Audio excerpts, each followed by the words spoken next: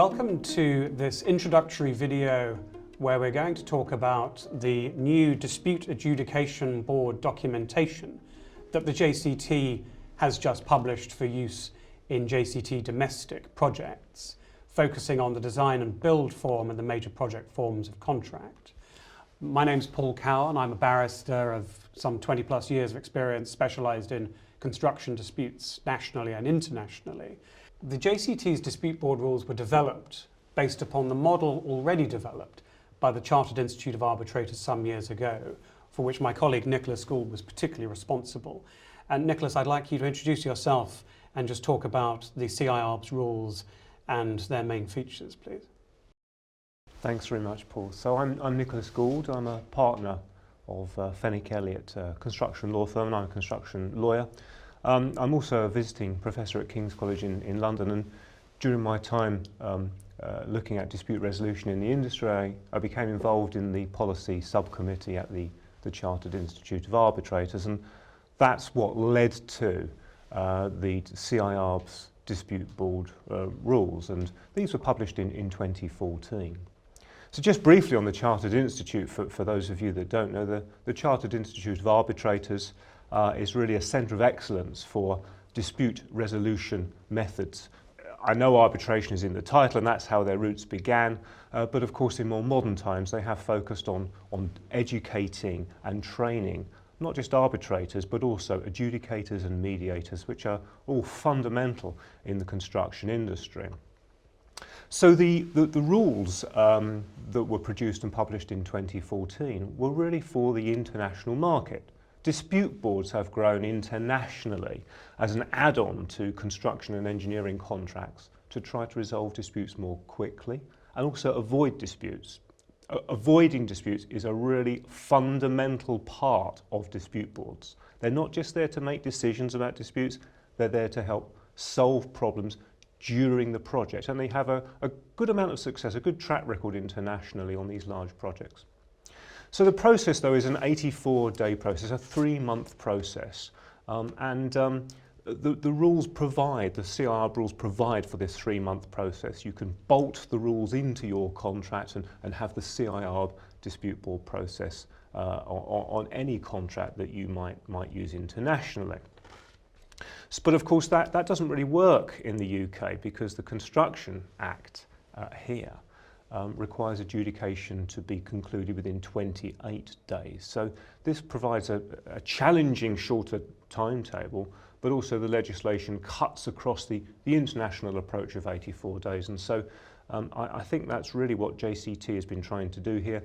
Look at this process and introduce this avoidance process and this adjudicative process in the UK. And that's really where the JCT and Paul came into looking at this and working on this in order to produce these new DB rules for the JCT that have just been published. So, Paul, if I can just hand back to you, because you were the champion of drafting these rules. And I know you began with the CIArb rules, but of course there was an awful lot to do, wasn't there? Because they're just drafted from quite a different place for your needs compared to your needs in the UK.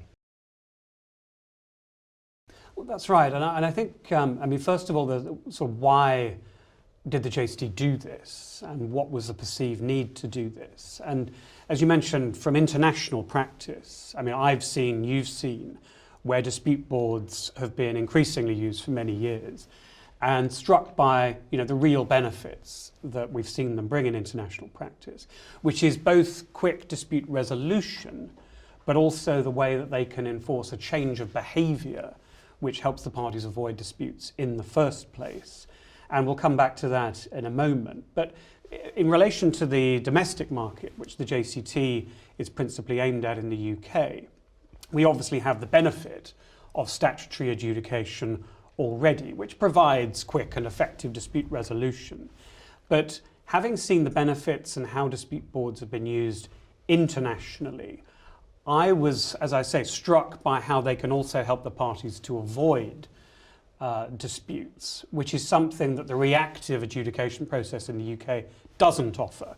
So some years ago, back in, I think, 2017, I made a proposal at the JCT Council that we both could and should adopt dispute board rules for domestic use, and that these could be configured in a way that would be both Act compliant and yet still deliver the benefits that they bring internationally.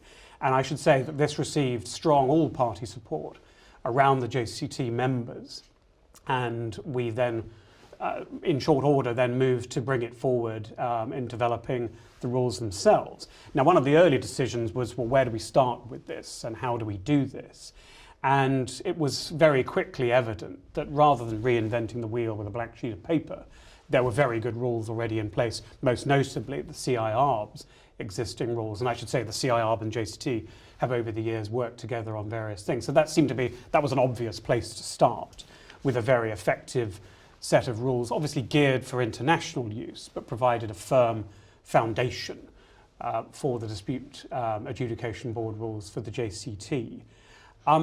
In terms of why do it, the benefits, what are the benefits that dispute board rules provide that statutory adjudication doesn't, which was one of the reasons why we decided to do this in the first place. And in international practice, you see dispute boards being used before they came into being. And we can both remember what it was like in those days. Parties basically had a choice between either going to full-scale legal proceedings in arbitration, maybe negotiating, or not having any other option. And it was to fill this gap that dispute board rules were brought in to deal with, to provide effective and swift dispute resolution board. And the difference with dispute boards is, the key difference, is that they provide in their typical manner a standing board of, for example, 3 people who not only are there to deal with disputes as they arise, but to engage with the project and to talk to the parties as the projects develop, so that they can head off disputes at the pass and nip them in the bud. And also quite a really key point is that the parties on the project know that every month or so they're going to have to explain themselves to the panel, which in my experience has caused parties to moderate their behaviour. I completely agree, yes. And the analogy I use is it's sort of like a nice open stretch of road where parties know there isn't a policeman in sight, and motorists have a tendency to then drive as whatever speed they like on that sort of stretch of road. Whereas where there's a policeman on the road and people know there's a policeman on the road, they naturally moderate their own behaviour on the road. And I think the same analogy applies in relation to parties on dispute. And I think that's fascinating. And having worked as a mediator and been involved in construction projects for years, it's quite fascinating, Paul, to see these large projects, clearly with very, very able, well-qualified people, degrees and they're chartered and so on, start out well and have a sort of a communication breakdown, maybe a year or 2 into a complex project, and the conflict starts to arise. The disputes are separate, whether there's been a change or not, or a delay and whose fault it is, and it may or may not be, is one thing, but they can't talk about that because their relationships have broken down. And it's quite interesting sitting on dispute boards to see how when parties come for it's typically 3 months for a progress review, how much more civil they are. And because of these panel of 3, or if you're a sole dispute board member, are there. And they're reminded that they are professionals and they need to be civil with each other because they have this, referee is not the right word, the adjudicator is there, but they want to appear to be reasonable, and they start to think about their project. And I think one of the great things that disputable members can do is just ask some of the obvious questions. And you could have a progress meeting for half a day where no one talks about the really big problems, the delay, when they're really going to finish the job. But the adjudicator can ask, I've seen the site and this area doesn't seem to be progressing. But if I look at your programme, you're never going to finish, are you? Those sorts of questions can really then spark discussion. And up to that point, it's all been very amenable. We're on time, we think. We're a bit behind, but we're probably going to finish, and the employer or engineer is there saying that's great news. But when you ask this question, eventually someone has to say, well, actually, we have got difficulties. And then you can moderate a discussion about this. And I've always found it fascinating that, you know, often in the middle of a project, they don't really deal with what's going to come later on. They're sort of very positive and hoping that it'll work out somehow. And I think one of the great things about dispute boards on projects of all sizes is that they sort of make people think more about the end game and how to address it proactively as a team now. And so what, for people from the UK who are very familiar with statutory adjudication, that's reactive. A dispute has happened, you then appoint the adjudicator, and he or she then deals with it. And that's the paradigm in the UK practice. And as I say, it's quick and effective and people are familiar with it. And the key difference with a board is that in their paradigm usage, they're there from the beginning. So it's like your set of adjudicators is there from day one, and regardless of whether there's a dispute or not, is engaging with the project and engaging with the parties. And as Nick has described, influencing their behaviour in a way which actually leads generally to more reasonable behaviour than perhaps otherwise would be the case. So how do we then translate that into UK practice? And one of the key points for the JCT is that there are no existing dispute board rules published by anybody, which I'm aware, that are actually intended and geared for domestic UK use, whether that's NEC or any of the other main publishing bodies in relation to construction contracts. And why is this? Well, certainly there are difficulties and challenges in relation to this, or perhaps there was a perception that it wasn't needed, which, if that's the case, I don't personally agree with that. And the JCT didn't agree with that. And it saw both a need and a scope for bringing these forward in relation to UK practice, and that it was possible to do so within the Construction Act constraints, which Nicholas has already mentioned. Now, they lay down mandatory requirements for what every construction contract has to include by way of statutory adjudication. And so one of the key challenges from a legal perspective for the JCT was to adapt and configure the excellent starting point of the Chartered Institute's rules so as to enable these statutory requirements to be respected, and whilst preserving the nature and benefits of the dispute board process. Now, this had a number of sort of key immediate consequences. First, there was basically no scope for what are described in an international practice as dispute review boards, where they give rise to non-binding recommendations. For the purposes of the Construction Act, there has to be an adjudication process, which leads to a binding decision. So an early choice that was made by the JCT was to focus on the Dispute Adjudication Board rather than the Dispute Review Board role, which you also see internationally. There was also a need, quite basically, to preserve the party's right to go to adjudication at any time with a dispute, as the Act requires. And similarly, as Nicholas has already mentioned, whereas 84 days or something of that nature is typical internationally, the Construction Act requires a dispute decision to be rendered within 28 days of the dispute being referred, which is a key change for dispute board rules operation. And then one of the other key elements is what sometimes often sees is the dispute board process has been chosen, but the parties haven't actually put one in place. And regrettably, you do sometimes see that in practice. Now, obviously, in that event, a party would still have a statutory right to go to adjudication in 28 days, but there's no board in place to give effect to that. So one of the key things which the JCT boards introduced is effectively the backstop for where the board isn't in place. And in that event, the party can go to a normal adjudication under the scheme in a normal domestic sense. So in every situation, the Construction Act requirements are respected. Setting up the board, it's typically a 3-person process. Perhaps on smaller projects it could be one person, effectively having a standing adjudicator in place. And it's therefore seen, because the person or persons are there from the beginning, there is a cost associated with that, which you don't have in reactive adjudications. And so the JCT took the view that this would be most beneficial to larger projects and longer term projects, where, as it were, paying that insurance premium would deliver most benefit. But nonetheless, it can still be used on other projects or smaller projects, and the model is there now for people to follow. One of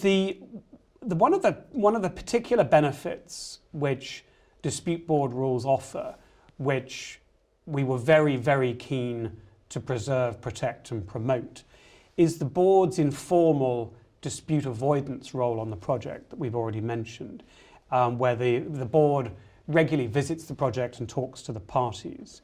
And a legal issue, again from UK domestic practice, that was often referred to as a reason why this was difficult, relates to where adjudicators in the UK have sometimes come unstuck by being engaged in informal communications with the parties at an earlier stage, and then the person is appointed to adjudicate a dispute later, but they are now prejudiced by earlier information that they've received before they became the adjudicator.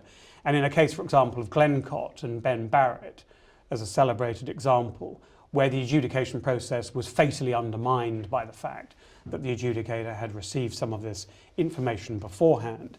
But as we analysed that difficulty, we considered that that was not a good or sufficient reason for entirely ditching the board's hugely beneficial informal role, which would be akin to effectively throwing the baby away with the bathwater and losing what really is one of the signature benefits of dispute boards. And so what the rules have attempted to do, and this is something which was built on in addition to the CIArb's provisions, is that the board is only able to speak with the parties in the presence of each other, and there's no scope for unilateral discussions or communications with the board. And equally, the board is not entitled or allowed to receive or consider anything which isn't open and not without prejudice information. So there's no scope for that type of prejudicial information, which effectively keeps everything above board and avoids the problems which have been experienced sometimes in domestic practice. Then another key part of this, as I mentioned in relation to the Construction Act, is to obtain binding decisions. And that's what a Dispute Adjudication Board does in the event of a dispute, in the same way that a statutory adjudicator will do so and has been doing so. And these, under the JCT rules, in the same way as they are under the CIArb rules, these are binding decisions, but they're not final decisions, meaning the parties can take the matter on to court or arbitration. Now, in domestic practice, a party has the right to go to adjudication, but it isn't required to do so. It can go straight to court, for example, if it so pleases. Whereas for the dispute board rules, it is strongly encouraged that the parties engage with the board first as a means of resolving disputes more economically. So a key difference between statutory adjudication and the Dispute Adjudication Board rules is that the parties are obliged and required to take their disputes to the board first before they can then go on to full-scale legal proceedings. There are some exceptions where there's an urgent need for injunctive relief or something of that nature, or if there's no board in place, as I've already mentioned. One feature which we chose not to develop and use from the CIArb's base rules is that under those rules, where a decision is in place, the parties are required to notify their disagreement with a decision. Otherwise, the decision can become final as well as binding. And again, to try and keep it familiar and more akin to statutory adjudication, it was decided not to pursue that. But I wondered, Nick, what you might think about that distinction between the CIArb's approach and that of the JCT. Yeah, no, I think that is certainly absolutely the right way domestically within the UK, because Paul, as you said already, the purpose of the JCT rules is to comply with the UK legislation, which of course they do. But we have got very familiar with this idea that an adjudicator's decision is binding unless or until the parties do something else. Now, internationally, we seem to have developed this process probably through different international contracts, in fact, where if the parties don't react, then it does become final and binding, this idea of shutting down disputes on international projects. We haven't really done that in the UK. And I do like actually the approach of leaving disputes open in this way, or decisions open, meaning that you don't need to serve any notice of dissatisfaction. You can live with the outcome. You can wait maybe a year or two while the project finishes and then decide whether you live with all of it, or you have another fight about the overall final account potentially. So I like that idea very much. I think it works domestically really very, very well. But Paul, could I just maybe just ask? We've got the rules sitting here today, and I'm just thinking that it might be interesting just to explain how they find their way into your JCT contract, and is that all you need? Do you just bolt this in, or how does it work? Because there's also, isn't there, a tripartite agreement, because we need to be tying in the adjudicators into this process. I just wondered if you could say a little bit about the mechanics for those people that would be putting contracts together and wondering how to do it. Sure. The document is designed effectively as a bolt-on to two forms of contract, which are the larger and longer where the larger and longer term projects are typically procured, which is the design and build contract and the major project form of contract. And in relation to both of those forms of contract, what the documentation provides has three main features. The first is the rules themselves, which we've been discussing. Second, there are tripartite agreements and the form of that agreement. And so for each member of the dispute board, which is typically 3, you would have you would use that agreement with each dispute board member and the parties themselves. So if there's a board of 3, you will have 3 tripartite agreements in place between the parties and each member. And then the third element, which is important, is the enabling clauses within the contract, which effectively activate and engage the rules themselves into your form of contract. And those 3 elements are included within the JCT documentation, which is now being published. And where is it available? How do you get this?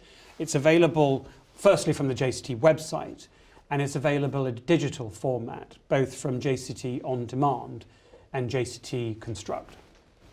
And I know that it's drafted for the more major projects, and this I think is often because of the perceived cost. I mean, the cost of a dispute board on a large project is very small, and if you think about the cost of potential arbitration or litigation later on a project, it's very minor. But I've worked on some projects where a client has had lots of smaller projects, and this is not in the UK, but projects of 5, 10, 15 million euros. And they were quite keen to use dispute boards. What they did was they engaged a sole dispute member from a panel of 3, I think it was, that they put together for about 15 projects of this nature. And there was several different contractors, but some contractors have picked up 3 or 4 packages.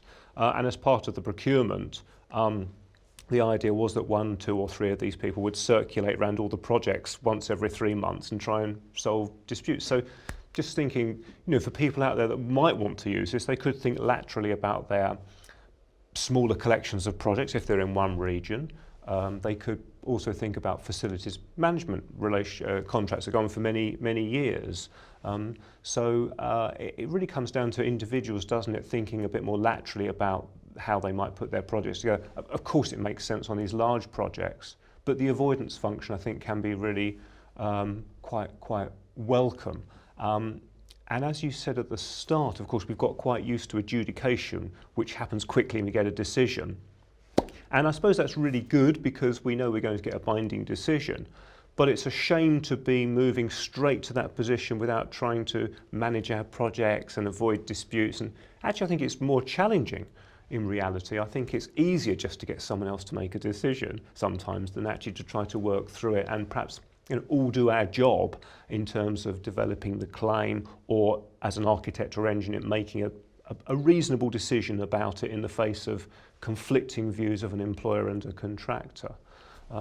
So I think probably the challenges are still there for avoidance, but I think it's absolutely great to see this process, eventually finding its way into JCT, the most major used contract in the UK, and it'll be great to hear people's experiences over the coming years as they start to use it, I think. I think one of the things which I think we hope it will bring is a sort of cultural change within how the contracts are operated by the parties themselves and how they behave with each other, with the policeman known on the road, as it were, to use that analogy. And in relation to the informal dispute avoidance role that we've both mentioned, something which will not be familiar to parties who are familiar with statutory adjudication is the informal processes, and there are two which have been preserved in the JCT rules. One is that either party or both of them can ask the board for an informal opinion, advisory opinion. What do you think about this type question? Before the parties are engaged in anything like a legal dispute, they can just get a quick, what do you think? Where do you think we stand type question, which again can be helpful in heading off some of these points at the pass, which otherwise can develop into legal disputes. Equally, somewhere in between that and a full-scale dispute decision, something else that a party can ask for is a non-binding recommendation, so that you get the board who will consider the dispute. It's now a formal dispute at this point, but rather than rendering a binding decision, they will give a non-binding recommendation. Now, this is something which the CIArb rules have always promulgated, and you do see internationally. And certainly in my experience, there again is a difference in terms of how parties come to that process, in that they're not required to be fully legal, as they frequently are in relation to a decision which is going to be binding, where they feel they have to arm up with lawyers and the rest of it. Where the decision is non-binding, there's less imperative to do that, and things don't have to get quite so heavy and legal as early as they might, and again can be a very useful tool in heading things off at the pass. And effectively, it's just standing back, what these board rules offer for the first time in UK domestic practice is an additional and different approach to dispute avoidance and dispute resolution, and providing the parties with options to do things differently, and as opposed to simply going to adjudication or to court, in a way which we hope will enhance both the projects and the parties' relationships with each other. Great. Well, Paul, I must say it's just been fascinating and interesting to work with you on and off in the past few years with JCT, developing the CIArb rules and changing them into a domestic set of rules with JCT that I think is going to work really, really well. So I'm looking forward to following this with you in the coming years, and thanks very much for explaining the detail of how they work today. Thanks very much, Nicholas. And I should say also thanks to the heavy lifting that was done originally by the CIArb in the first place, and in allowing the JCT to take your good work from where it was already and perhaps shortcutting the process to allow us to come to where we are here and today. Thanks very much. Thank you. We hope you found this introductory video informative about the JCT's new Dispute Adjudication Board documentation, and you'll find on the screen in a moment details of the JCT's website and where you can obtain a copy.